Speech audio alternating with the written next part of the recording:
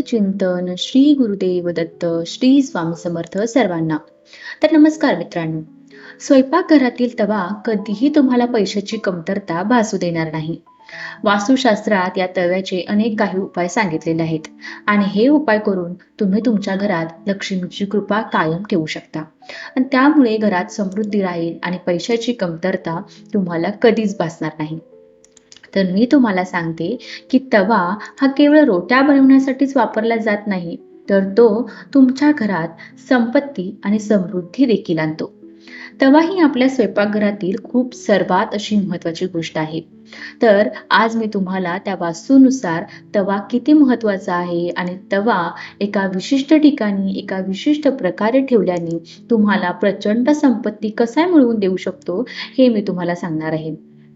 तुमच्या नशिबाचे बंद दरवाजे उघडू शकतात, पण त्याआधी जर तुम्हालाही लक्ष्मी मातेचा आशीर्वाद तुमच्यावर राहावा असे वाटत असेल तर हा व्हिडिओ लाईक करा आणि चॅनलला सबस्क्राईब करा आणि कमेंट बॉक्समध्ये जय लक्ष्मी माता नक्कीच लिहा. तर नंबर 1 आहे तो म्हणजे पॅन आणि कढई राहूचे प्रतिनिधित्व करतात, म्हणून स्वयंपाकघर हे नेहमी तुम्हाला स्वच्छ ठेवलं पाहिजे.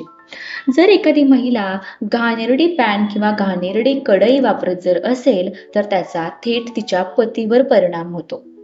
नंबर 2 आहे, जेव्हा तुम्ही सकाळी अन्न शिजवायला जाता तेव्हा पॅन गरम केल्यानंतर दररोज वापरलेले मीठ पॅनवर टाका. परंतु याची खात्री करा, तुम्ही हे लक्षात ठेवा की मिठात इतर कोणताही पदार्थ तुम्ही मिसळू नये, म्हणजे हळद किंवा तिखट असं काही मिसळू नये. तिसरा नंबर आहे, पॅन थंड झाल्यावर त्यावर लिंबू आणि मीठ चोळा. त्यामुळे काय होतं तर पॅन चमकदार होईलच, शिवाय तुमचे नशीबही चमकेल. तर चौथा उपाय आहे की पॅन किंवा कढई कधीही कोणत्याही धारदार वस्तूने ओरबाडू नका. शक्य असल्यास ते वितळवा आणि बाजूला ठेवा आणि नंतर हळूहळू अडकलेले पदार्थ काढून टाका.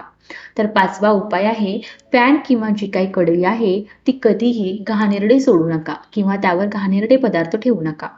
या दोन्ही गोष्टींच्या शुद्धतेची काळजी घेणे हे खूपच महत्वाचे आहे. घरात त्यांच्या स्वच्छतेकडे जितके जास्त तुम्ही लक्ष देशील तितकेच धनाचे आगमन तुमच्या घरामध्ये होईल.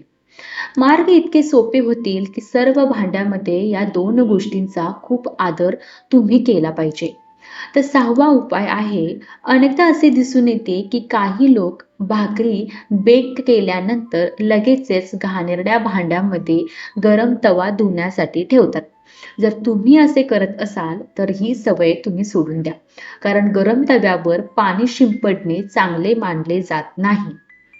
घरातील वडीलधाऱ्यांनी असे करण्यास मनाई केली आहे आणि वास्तुशास्त्रात असेही म्हटले आहे की गरम तव्यावर कधीही पाणी शिंपडणे हे वाईट शगुन मानले जाते. गरम तव्यावर पाणी ओतण्याचा आवाज हा खूप नकारात्मक ऊर्जा निर्माण करतो आणि घरात त्यामुळे नकारात्मक ऊर्जाही प्रवेश करते. असेही मानले जाते की जेव्हा कोणी मरण पावते त्याच्या मृत्यूच्या दिवशी गरम तव्यावर पाणी शिंपडले जाते, म्हणूनच सामान्य दिवशी असे करणे हे अशुभ मानले जाते. त्यासोबतच गरम तव्यावर पाणी ओतल्याने मुसळधार पाऊस पडतो आणि अशा पावसामुळे विनाश होऊ शकतो असे मानले जाते. म्हणूनच आपल्या घरातील वडीलधारी लोक असे करण्यास आपल्याला मनाई करत असतात. तर 7वा उपाय आहे, आपल्या ज्योतिषशास्त्रात तव्याचा संबंध हा राहूशी असल्याचे मानले जाते, म्हणून त्यांच्या स्वच्छतेची विशेष काळजी घेणे आपल्यासाठी खूप आवश्यक आहे. तव्याला तुम्ही नेहमी स्वच्छ पाणी आणि साबणाने धुवा आणि धुतल्यानंतर लगेचच ठेवावे स्वच्छ करून. तर 8वा उपाय आहे, पॅन नेहमी आडवा ठेवावा असा विश्वास आहे की पॅन जर तुम्ही उभा ठेवला, पॅन म्हणजेच तवा, जर तुम्ही उभा ठेवला तर घरात भांडणे होतात. आणि याशिवाय हे देखील लक्षात ठेवा की पॅन कधीही गॅसवर रिकामा जास्त वेळ ठेवू नये. काही लोकांना अशी सवय असते की रोट्या बेक केल्यानंतर ते रिकामा पॅन हा गॅसवरच खूप वेळ ठेवून देतात. जर तुम्ही असे करत असाल तर ही सवय आत्ताच बंद करा. स्टोववरती पॅनचे काम संपले की संपल्या पॅन देखील लगेच काढून टाका. तर नवा उपाय आहे, जर तुम्ही रोट्या बनवल्यानंतर पॅन रिकामा आणि घाणेरडा जर सोडला तर ही खूप वाईट गोष्ट आहे आणि ती वापरल्यानंतर ते व्यवस्थित धुवा आणि मग ते स्वच्छ ठिकाणी ठेवून द्या. जर तुम्ही ते स्वच्छ ठेवले जर तुम्ही स्वच्छ ठेवले आणि ते तुमच्या घरात जर स्वच्छ ठेवले नाही तर ते तुमच्या घरात गरिबी आणू शकते. आणि जर तुम्ही पॅन हा घाणेरडा जर ठेवला तर ते घरात नकारात्मक ऊर्जा सुद्धा निर्माण करू शकतात. तर 10वा उपाय आहे, आपल्या वास्तूमध्ये घरातून नकारात्मक ऊर्जा ही दूर करण्यासाठी एक उपाय आहे. तो म्हणजे काय, तर पॅनवर रोटा भाजण्यास सुरुवात करण्यापूर्वी त्यावर थोडे मीठ शिंपडा. कारण असे म्हटले जाते की असे केल्याने तुमच्या घरात कधीही पैशाची किंवा अन्नाची कमतरता कधीच भासणार नाही. आणि त्याचे वैज्ञानिक महत्त्व असे आहे की असे केल्याने पॅनमधील सर्व जंतू मरतात आणि रोट्या खाल्ल्याने कोणीही आजारी पडत नाही. तर 11वा उपाय आहे, जर स्वयंपाकघरात रोट्या बनवण्यासाठी जर तुम्ही पॅन वापरला जात असेल आणि जर ते असेच जर ठेवले तर नंतर ते घरचा जो प्रमुख व्यक्ती किंवा आपले पती जे असतात त्यांच्या आरोग्याला हानी पोचते. म्हणूनच लक्षात ठेवा की जेव्हाही तुम्ही तवा किंवा कढई वापरता तेव्हा ते पूर्णपणे धुवा आणि कोरडे ठेवा. 12वा उपाय आहे, जर घरात अशी मुले असतील की ज्यांना ड्रग्सचे व्यसन आहे तर याचा अर्थ असा की घरात भांडी ठेवण्याची पद्धत ही योग्य नाही. हे राहूच्या वाईट क्रोधामुळे घडत असते. रात्री कधीही बेसिनमध्ये तवा तुम्ही असाच उष्टा किंवा घाणेरडा सोडू नका.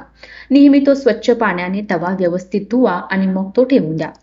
रात्री झोपताना कधीही तवा आणि कढई घाणेरडी सोडू नका. आणि जर तुम्ही असे केले तर नकारात्मक ऊर्जा तुम्हाला एकटे कधी सोडणार नाही.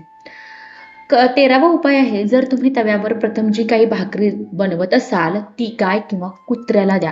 कारण पहिली जी भाकरी आहे ती फक्त प्राण्यांसाठीच असावी असा एक नियम तुम्ही स्वतःसाठी बनवा. त्यामुळे घरात कोणतीही आपत्ती येऊ नये आणि घरातील सर्व नकारात्मक ऊर्जा देखील नष्ट होऊ शकतात आणि तुमच्या घरामध्ये सुख समृद्धी राहते आणि संपत्ती वाढते. 14वा उपाय आहे, जेव्हा तवा घरात जर वापरातच नसेल, तुम्ही वापरतच नसाल तर तेव्हा तो अशा प्रकारे ठेवा की तो कुणालाही दिसणार नाही. बाहेरील व्यक्तीला तवा अजिबात दिसू नये. तवा व्यवस्थित स्वच्छ करा आणि आत ठेवून द्या, जो की कुणाच्या नजरेत पडणार नाही असा तो ठेवून द्या. 15वा उपाय आहे, तवा किंवा कढई कधीही उलटी ठेवू नका.